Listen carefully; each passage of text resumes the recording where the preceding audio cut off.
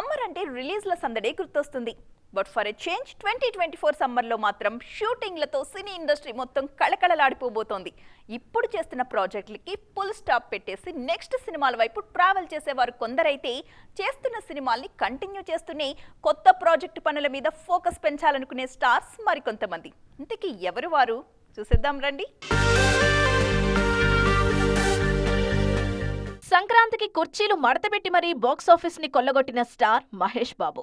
ఆ cinema success సంబరాలు పూర్తి కాగానే జక్కన్న సినిమా మీద దృష్టి పెట్టేశారు సూపర్ స్టార్. ఇంటర్నేషనల్ రేంజ్ లో దద్దరిల్లబోతోన్న ఈ ప్రాజెక్టు కోసం ఈ మధ్యనే జర్మనీ కూడా వెళ్ళొచ్చారు.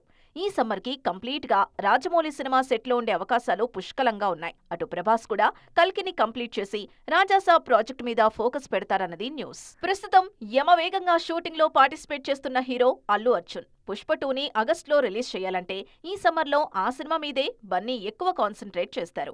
వారికోస్ వెయిన్స్ వ్యాధికి కేవలం 30 నిమిషాల్లో చికిత్స. కాల్ చేయండి 9989527715.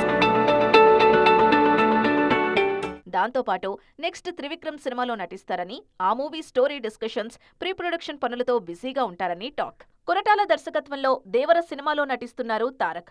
ఓవైపు దేవర పనులతో ఉంటూనే వార్ 2కిచ్చిన కాల్ షీట్లలో నార్త్ కి ట్రావెల్ చేయాల్సి ఉంటుంది తారక్. సో మరికొన్ని రోజుల దాకా తారక్ కాల్ షీట్లు సౌత్ నార్త్ ట్రిప్పులతో ఫిల్ కాబోతున్నాయన్నమాట. బుచ్చిబాబు డైరెక్షన్ లో రామ్ చరణ్ చేసే సినిమా కూడా ఈ సమ్మర్లోనే స్టార్ట్ అవుతుంది. అటు Chiranjeevi, Harish Shankar movie pre production పనులు కూడా ఆ పాటికే మొదలైపోతాయి. వెంకటేష్ మాత్రం అనిల్ రావిపూడి సెట్స్ లో కనిపించే అవకాశాలు పుష్కలంగా ఉన్నాయి.